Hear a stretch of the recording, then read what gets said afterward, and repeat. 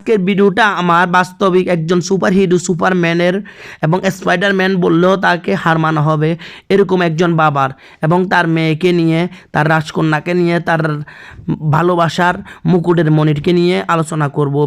পুরো ভিডিওটা দেখবেন এবং তার ওয়াইফ নিয়ে আলোচনা করব, তার ওয়াইফের কী হয়েছে ওই বিষয় নিয়ে আলোচনা করব। আশা করি সবাই ভিডিওটা দেখবেন। আমি দেখছি ভালো ভিডিও যদি দিই, আমরা ভালো কন্টেন্ট দিলে তাহলে মানুষে এগুলা দেখতে চায় না।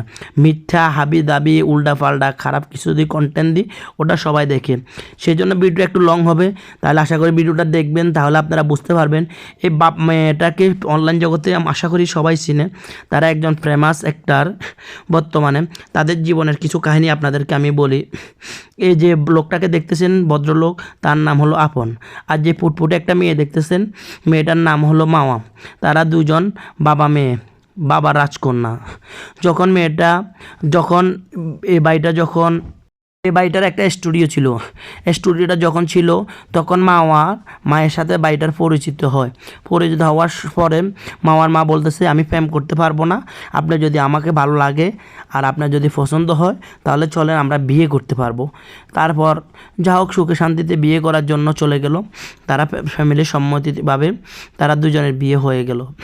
বিয়ে হয়ে যাওয়ার দিন পর তার যে ব্যবসাটা ছিল স্টুডিও, ডিজিটাল যুগ আসার কারণে স্টুডিওটা বিজনেসটা একদম খারাপ হয়ে গেছে।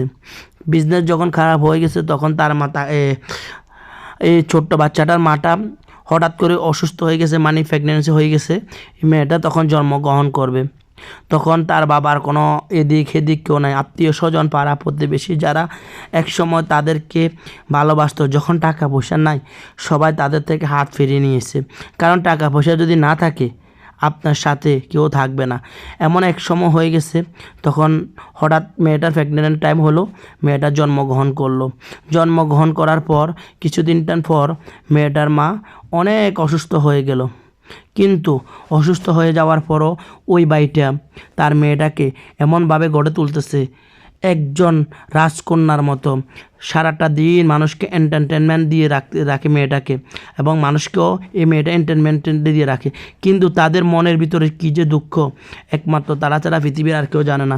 এই বাড়িটা তার স্ত্রীর জন্য দিনটা 24 ঘন্টা কান্না করে।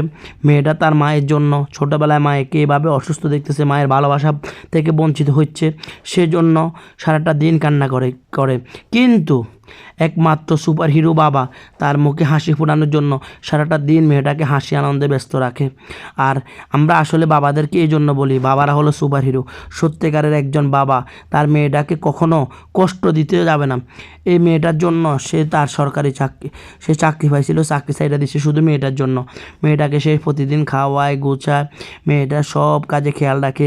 মেয়েটাকে যেটা আছে শখ ওটা পূরণ করার চেষ্টা করে, শুধু একটা জিনিস ছাড়া, মায়ের ভালোবাসা।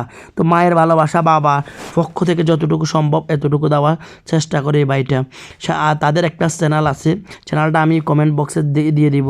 তাদের ভিডিওগুলো দেখবেন, হাসতে হাসতে আপনি পুরাই শেষ হয়ে যাবে। কিন্তু তাদের মনের ভিতর যে কষ্টটা আছে, যে চাপা কণ্ঠটা আছে, সত্যি এটা সহ্য করার মতো না। আমার চোখের পানি চলে আসে এদের কথাগুলো শুনলে। তো বাস্তবিক কাহিনী হলো এই ভাইদের জন্য দোয়া করবেন, এই মেয়েটার জন্য দোয়া করবেন, আল্লাহ যেন তাদেরকে